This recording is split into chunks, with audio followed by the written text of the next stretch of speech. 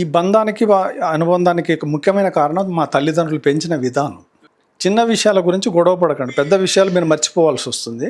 కాబట్టి మీరు కలిసి ఉండడం అనేది అదే మా స్ట్రెంగ్త్ ఏంటి అంటే, ఇవాళ వాస్తవానికి మేము ముగ్గురం హైదరాబాద్ వచ్చినా కూడా మా strength is only our unity. Actually అంటే నేను లాస్ట్ 10 ఇయర్స్ నుంచి, నాకు 10 to 15 ఇయర్స్ నుంచి నేను వేరే స్టేట్లో పనిచేశాను. అస్సాము, అరుణాచల్ ప్రదేశ్లో పనిచేశాను. కొన్నాళ్ళు బ్రదర్ శ్యామ్ సుందర్ రెడ్డి కూడా చేశాడు. వాళ్ళ ఒక దుర్వార్త ఏంటంటే, వాళ్ళ అబ్బాయి పోవడం వలన తను ఇక అక్కడ బంద్ చేసుకొని ఇక్కడ పనులు చేయడం. అదర్వైజ్ మేము ముగ్గురం కూడా ఈక్వల్గా లయన్స్ క్లబ్ కానీ రోటరీ క్లబ్ కానీ వీఆర్ డూయింగ్ సర్వీసెస్.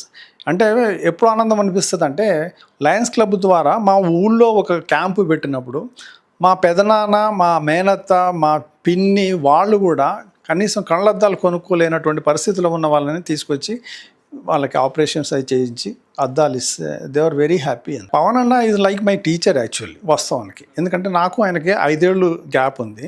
దాంతో ఆయన నాకు 10th క్లాస్ వరకు లైక్ ఏ ట్యూషన్ టీచర్ స్ఫూర్తి నింపాడు. తమ్ముడు వీడు డాషింగ్ హీరో, వీడు ఏదైనా దూకేద్దామంటాడు. దాంతో ఏమైందనంటే, మేము ముందుకు పోవడానికి మా అన్నయ్య ఏమో 1కి 4 సార్లు ఆలోచిస్తాను, వాడు అసలు ఆలోచించడు.